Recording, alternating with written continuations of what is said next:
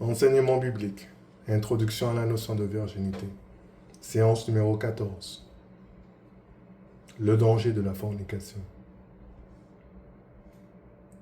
Alors on a pu voir maintenant que la fornication est une des choses très graves dans la Bible. Elle arrive en tête de liste.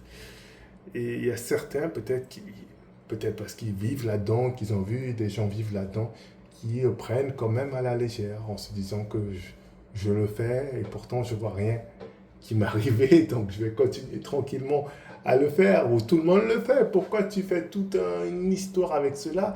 C'est pas ok, c'est pas si grave que ça. Galates chapitre 6, verset 7. Ne vous y trompez pas. On ne se moque pas de Dieu, ce qu'un homme aura semé, il le moissonnera aussi. Hébreux chapitre 13, au verset 4. Que le mariage soit honoré de tous, et le lit conjugal exempt de souillure, car Dieu jugera les impudiques et les adultères. C'est-à-dire, peut-être là maintenant, tu n'as rien. Peut-être c'est aussi la bonté de Dieu qui te donne plus de temps pour que tu puisses changer, te repentir. Mais n'oublie pas qu'est-ce qu'il est écrit. Ce qu'un homme aura semé, il va récolter. Ce que, quand Dieu a dit, il va juger, il va juger. Il faut savoir que spirituellement, c'est quelque chose de très, très, très grave. Même si que au niveau de notre société, c'est rien. Presque rien. C'est vrai qu'une fille, elle fait vraiment, vraiment beaucoup, beaucoup de garçons là, peut-être. Mais si elle a juste fait 3 ou 4, bon, ça va, c'est rien. Mais dans la Bible, c'est extrêmement grave. Même une seule fois, extrêmement grave. Tu as perdu ton honneur. Regardez qu'est-ce que la Bible dira. La Bible va prendre l'exemple ici de l'Ancien Testament. Il va nous dire que ces choses-là, regardez qu'est-ce que Dieu a fait quand ces gens sont allés dans le péché. Regardez qu'est-ce que Dieu a fait quand ces gens ont voulu faire la fornication. 1 Corinthiens chapitre 10. Frères, je ne veux pas, à partir du verset 1, que vous ignorez que nos pères ont été sous la nuée, qu'ils ont tous passé au travers de la mer, qu'ils ont tous été baptisés en Moïse dans la nuée et dans la mer, qu'ils ont tous mangé le même aliment spirituel, qu'ils ont tous bu le même breuvage spirituel, car ils buvaient un rocher spirituel qui les suivait. Et ce rocher était Christ, mais la plupart d'entre eux ne furent point agréables à Dieu, puisqu'ils périrent dans le désert. Or, ces choses sont arrivées pour nous servir d'exemple, afin que nous n'ayons pas de mauvais désirs comme ils en ont eu. Ne devenez point idolâtres, comme quelques-uns d'entre eux. Selon qu'il est écrit, le peuple s'assit pour manger et pour boire, puis se levèrent pour se divertir. Ne nous livrons point à l'impudicité, comme quelques-uns d'eux s'y livrèrent, de sorte qu'il en tomba 23 000 en un seul jour. L'impudicité, la fornication, ces péchés-là, Dieu nous a montré comment est-ce qu'il a agi dans le passé. Et ce n'est pas ici une occasion de penser que le Dieu a changé. C'est le même Dieu, sa colère est tombée. Et il y a plusieurs déjà centaines d'années. Et ces choses-là sont écrites pour nous. Verset 6. Or, ces choses se sont arrivées pour nous servir d'exemple. On parle ici du livre de Corinthiens. Jésus-Christ est déjà mort. Jésus-Christ est déjà ressuscité. Ici, on te dit, c'est pour ton exemple. Pourquoi? Pourquoi est-ce qu'on ne parle pas de cela? Pourquoi est-ce qu'on ne prévient pas les gens des pièges de l'ennemi, les gens qui sont détruits? Pourquoi on va dire, oh là là, pourquoi est-ce qu'il est mort? On ne sait pas, oh Dieu. Dieu a sa propre volonté. C'est comme le livre de Job. Tu vois, on ne sait pas ce que Dieu veut. Tu sais ce que moi j'apprends dans le livre de Job, c'est que Satan ne peut pas te toucher comme ça. Oui, ce que moi j'apprends. Les gens apprennent ce qu'il ne faut pas apprendre. Au lieu qu'ils voient le positif là-dedans, ils voient que le négatif. Au lieu qu'ils voient la bénédiction que Dieu te montre là-dedans, ils voient la malédiction que le diable veut mettre pour eux. Dans le livre de Job, il a dit, je ne peux pas. J'ai besoin de ton autorisation, Dieu, pour pouvoir le taper. Dieu peut pas, Satan ne peut pas te taper comme ça. Est-ce que tu savais ça? Sphère de protection. Une sphère de protection. Marchons dans l'humilité, marchons dans ses voies. La protection divine. Et avec ceux qui craignent l'Éternel. Donc spirituellement, il y a un danger grave quand quelqu'un fait la fornication. Dieu peut tuer. Dieu a déjà tué. Tu vas récolter ce que tu as pu faire. Péché grave. Ça peut être de diverses manières. Ça peut être maladie, ça peut être Mort, ça peut être, mais tu te mets dans une situation où tu ouvres et tu donnes la permission maintenant à l'ennemi de te frapper. Tu ne sais pas ce qui va arriver. Tu peux perdre ta vie. Tu m'entends? Tu peux perdre ta vie. Si tu entends ce message-là, ça peut sauver ta vie littéralement, si tu le mets en pratique. Alors là, on parlait un peu des conséquences spirituelles, mais il y a aussi les conséquences plutôt naturelles, que je pourrais appeler, si on peut me permettre le terme. Regardez dans le livre de Proverbes, verset 6. Mon fils, garde les préceptes de ton père et ne rejette pas l'enseignement de ta mère. Lis-les constamment sur ton cœur, attache-les à ton cou, et ils te dirigeront dans ta marche. Ils te garderont sur ta couche, ils te parleront à ton réveil. Car le précepte est une lampe et l'enseignement une lumière. Et les avertissements de la correction sont le chemin de la vie. Ils te préserveront de la femme corrompue, de la langue doucereuse de l'étranger. Ne la convoite pas dans ton cœur pour sa beauté, et ne te laisse pas séduire par ses paupières. Car pour la femme prostituée, on se réduit à un morceau de pain. Morceau de pain. Et la femme mariée tend un piège à la vie précieuse. Quelqu'un mettra-t-il du feu dans son sein sans que ses vêtements s'enflamment? Quelqu'un marchera-t-il sur des charbons ardents sans que ses pieds soient brûlés? Il en est de même pour celui qui va vers la femme de son prochain. Quiconque la touche ne restera pas impuni. On ne tient pas pour innocent le voleur qui dérobe pour satisfaire son appétit quand il a faim. Si on le trouve, il fera une restitution au centuple et donnera tout ce qu'il a dans sa maison. Mais celui qui commet un adultère avec une femme est dépourvu de sens. Celui qui veut se perdre agit de la sorte, il n'aura que plaie et ignominie, et son opprobre ne s'effacera point.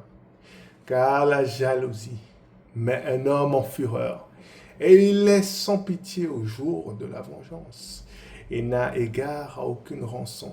Et il est inflexible, quand même tu multiplieras les dons. Waouh! Passage magnifique, n'est-ce pas? Ici, le livre de Proverbes, un livre, voilà, peut-être destiné premièrement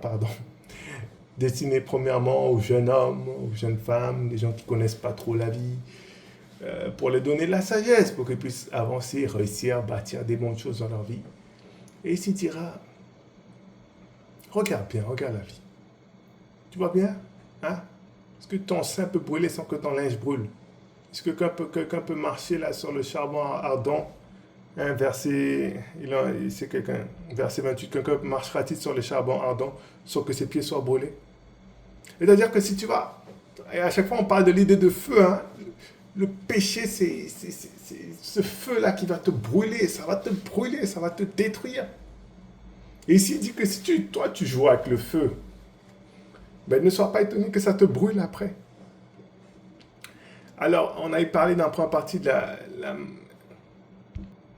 la manière comment Dieu jugeait son peuple, mais ici on voit aussi qu'en fait, même physiquement ou par l'intermédiaire d'un homme, eh bien, ce que tu as fait, tu le récoltes. C'est-à-dire qu'il y a une vengeance humaine qui peut aussi te tomber dessus. Il y a une vengeance humaine. Ici, on parle d'adultère, mais ça marche aussi avec fornication. Quand tu vas faire la fornication, surtout si cette fille-là est déjà plus vierge, de fortes chances, eh bien, peut-être qu'elle était encore avec son copain. Son copain pense encore à elle. Ou peut-être qu'elle t'a pas tout dit. Hein? Et si son copain entend ça? Ou si son copain pense des choses sur ça? Qu'est-ce qui peut t'arriver? Il peut te tuer! La fille peut manipuler le garçon, dire des choses sur toi, même si forcément tu ne couches pas avec elle, mais tu te rapproches un peu d'elle, tu fais des trucs. Il peut dire des choses au garçon sur toi et après le garçon te tue. La jalousie, mes amis, la jalousie d'un homme. Lisons le verset. Car la jalousie, verset 34, la jalousie met un homme en fureur et il est sans pitié au jour de la vengeance. Au jour de la vengeance. Et là, il compare même à un voleur. Et c'est intéressant aussi qu'il y ait l'idée de voleur aussi, parce que aussi quand tu vas avec une fille, soit tu prends sa virginité ou avec quelqu'un qui était déjà avec elle, c'est comme si tu le voles quelque chose à l'homme. Et il dit, tu vois le voleur là qui vole des biens euh, quand il a faim et tout, ben lui-même on lui dit, on lui dit pas c'est ok. Et toi-même qui vas maintenant voler dans l'honneur, dans la chose encore beaucoup plus importante, qu'est-ce que tu penses qu'il va t'arriver? Le voleur qui mange, qui vole pour sa faim, on le laisse pas passer. Attention, je parle autant de la Bible. Hein. Attention, en France, en France, je crois que c'est autre chose. Bref, mais cet homme-là qui vole, même s'il a faim, on le laisse pas passer.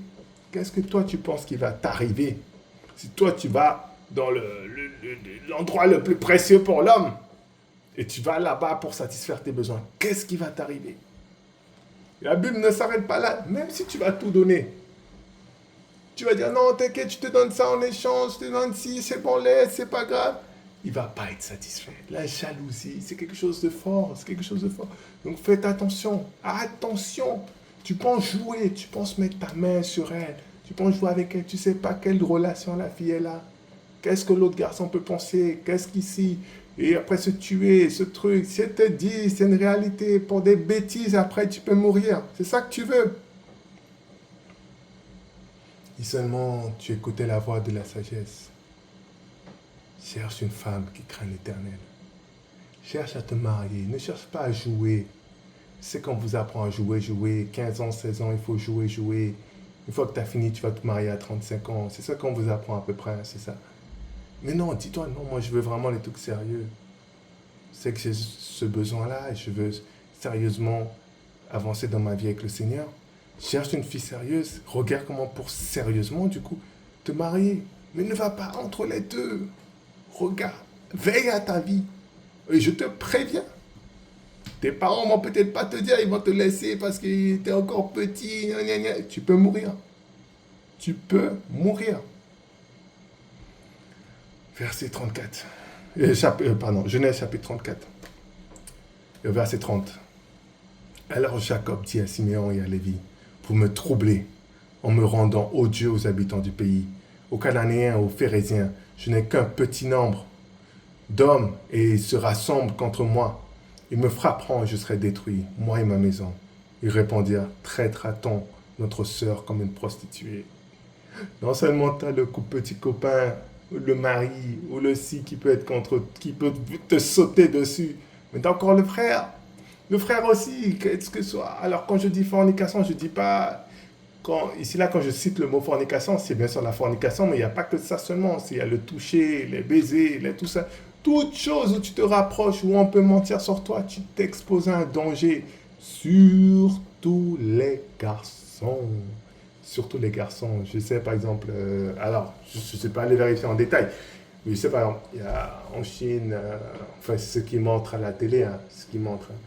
Mais ils aiment bien montrer un peu les jeunes femmes que les hommes riches peuvent avoir en plus de leurs femmes et que parfois la femme va retrouver l'autre femme qu'il a, la jeune femme.